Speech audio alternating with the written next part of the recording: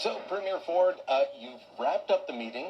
Tell me how you feel at the end of it. You had all the premiers together. You also had the Prime Minister for, I guess, the morning on Tuesday, or, on Monday. How are you feeling about all of this? Well, I'm always feeling really positive. All the premiers are getting along very, very well, working together. We were very united like I've never seen before. Had a great conversation with the Prime Minister while he was here as well, which has never happened before. Hey everybody, welcome back to the channel. If you're not subscribed, please hit that subscribe button. It will help the channel will go a long way.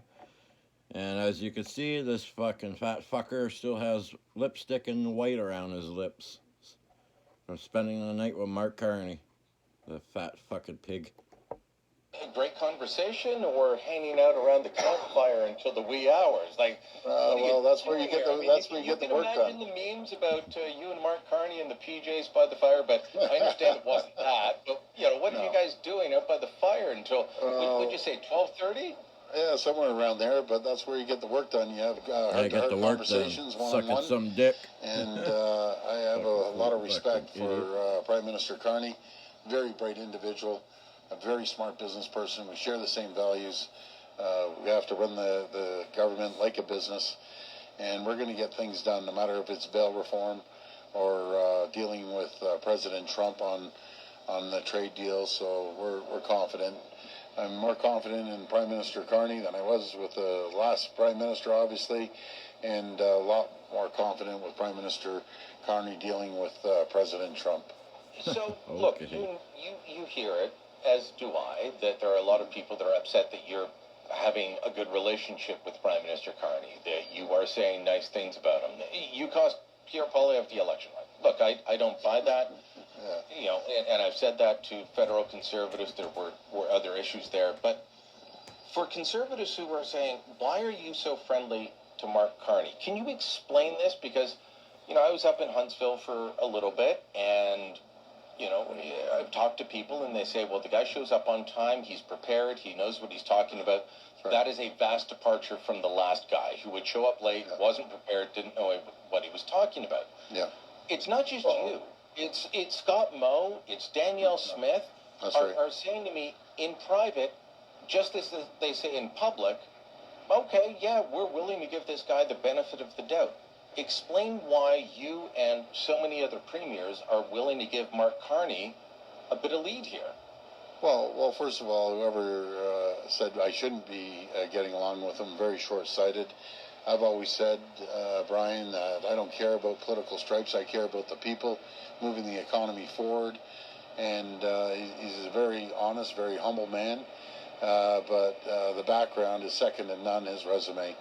He was a Goldman Sachs guy. He was a chair of Brookfield, a $1 trillion fund, chair of Bloomberg, governor of Bank of Canada, governor of Bank of England. He understands. He understands business. He understands how to get things moving, and he understands to make sure that he runs a federal government. Doesn't know what the fuck he's doing. A lot leaner than it was before. So I have a lot of respect for him, but let's see how we move forward. And he's a great personality. That's why everyone can sit down with him and get along with him. It doesn't matter what political stripe. I get along with Olivia Chow, that's NDP. I don't agree with her on everything, but I still get along with her. Let me tell you, people expect, after an election, not only expect, they demand that you work hand in hand with the municipal, provincial, and federal governments. That's how we get things done, and that's what we're doing right now. I get that, and I hear that from a lot of people, but there are some who say, well, you should be harder on them. You're not, true conservative. Just give me a quick answer on that. I don't want to dwell on that, but give me a quick answer on for those people who say, you should just only be blue and only deal with people who are blue. Oh, well, what definition of blue? There's many shades of blue. Meanwhile, there's probably some right-wing radicals that I don't agree with that are probably saying that, but I'll tell you, the majority of the people that voted, 35% of the people voted for me, voted for Mark Carney. And I'll again work with anyone. You look around the table, we have two NDP premiers, which I think the world of, David Eby out in BC, and Wab Kinew Even though I joke with Wob that he sounds like a conservative, he's politically misguided, and I'll give him counseling. But I love the guy. He's absolutely incredible. Then we have liberals, we have conservatives, right across the board, and we all get along. I guess the second we all walk somebody out of the else's room dick united. too. Sure, we have some differences. It's a big country, but we come together and we're united like I've never seen before. But I've never seen the country this united across the board. So I'm looking forward to continuing working. working. Was a rock star.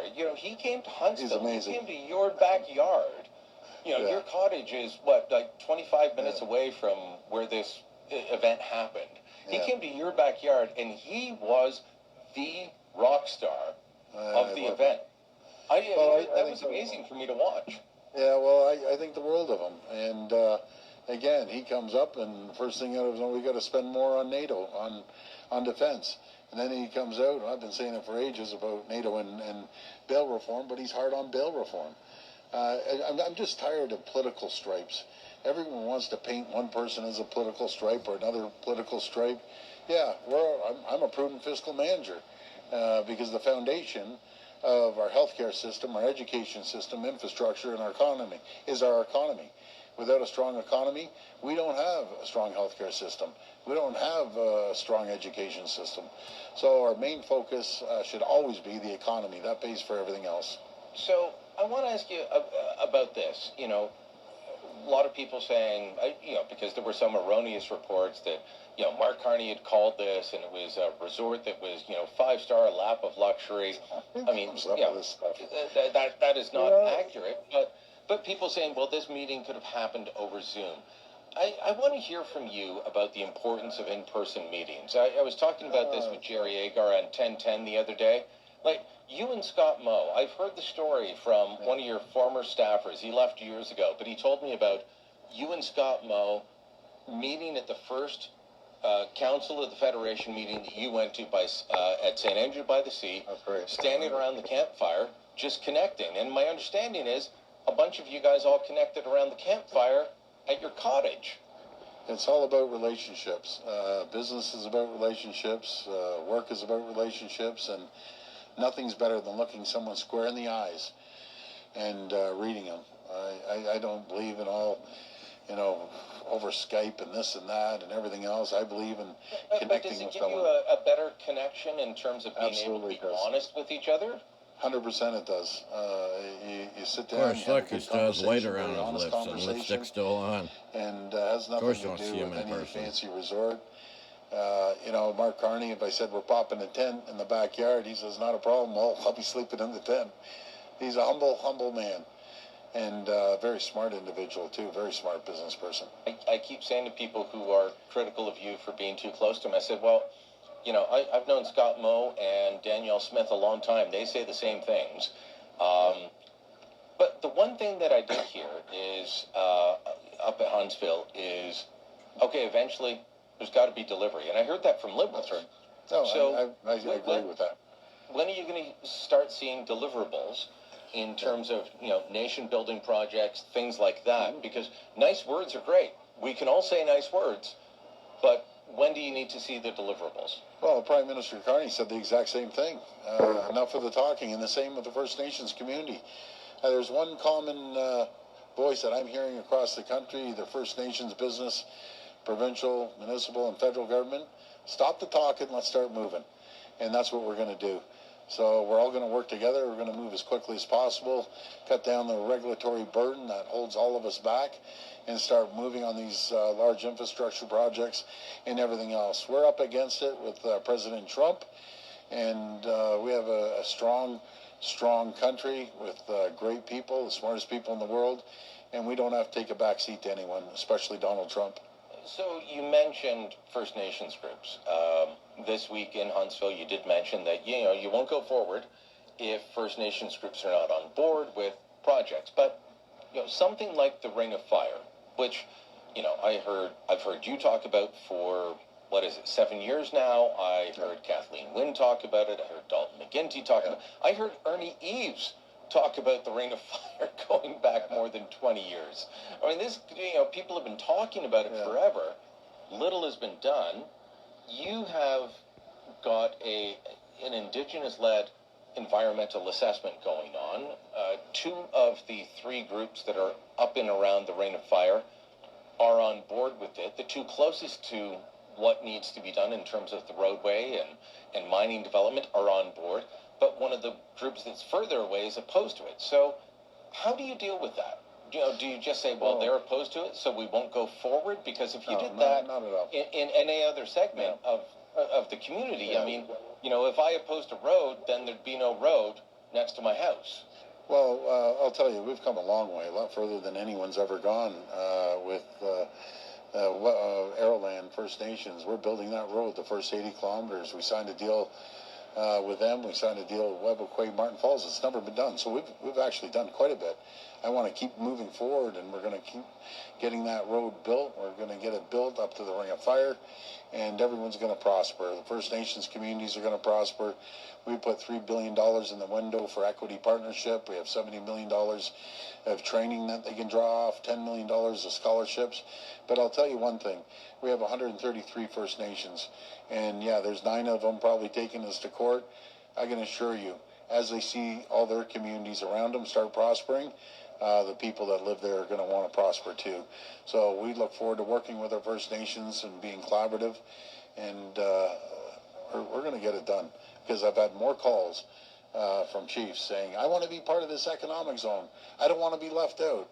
And we built up a great relationship. I had the National Grand Chief show up here, and that usually never happens. And then I had some of the regional chiefs show up here, built up an excellent relationship, and they want prosperity in their communities. They want a better life for their kids and their grandchildren than what they had, and we're going to provide that. So that's part of the growing Canada's economy inside. To go back to the idea of trying to strike a deal with Donald Trump, I have 2 questions, and I put this out in a column the other day, and